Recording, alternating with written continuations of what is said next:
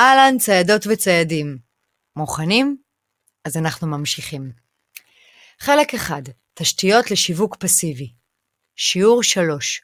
אופטימיזציה ומקצה שיפורים לפרופיל לינקדאין. בשיעור הזה נראה איך לשפר פרופיל לינקדאין מלא על ידי צ'קליסט שכולל את כל חלקי הפרופיל והטעויות הנפוצות שמשתמשי לינקדאין עושים. לצורך ההדגמה, ביצענו כמעט כל טעות אפשרית שאנו מכירים בפרופיל של אריאל. אלמנט של הפרופיל. האם הוספתי תמונת פרופיל מקצועית?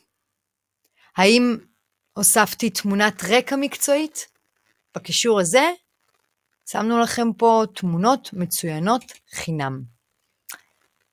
האם רשמתי כותרת מוכרת לפי הנוסחה משיעור 2?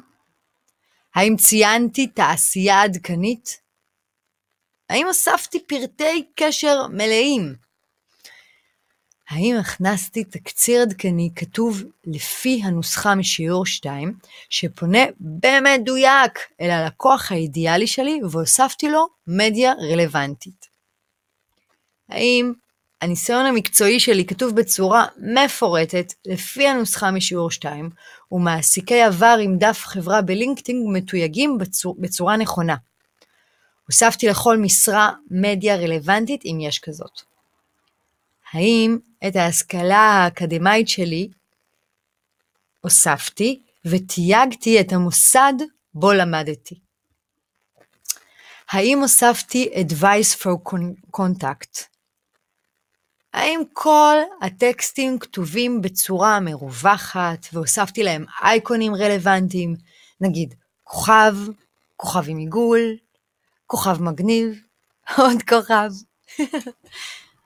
האם הוספתי לפחות 10 מיומנויות שלי? האם ביקשתי וקיבלתי לפחות 3 המלצות? אבל תותחיות. האם עדכנתי את כל השפות שאני דובר ורמת הידע שלי בהן? גם אסקימוסית. אם רלוונטי, הוספתי פרסומים שלי.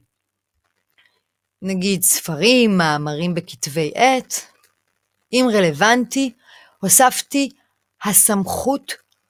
הסמכות שונות שלי. תודה אריאל. אם רלוונטי, הוספתי קורסים שעשיתי שלי. אם רלוונטי, הוספתי פרויקטים חשובים שלקחתי בהם חלק.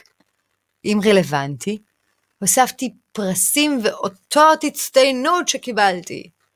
ואם רלוונטי, הוספתי פטנטים שרשומים על שמי.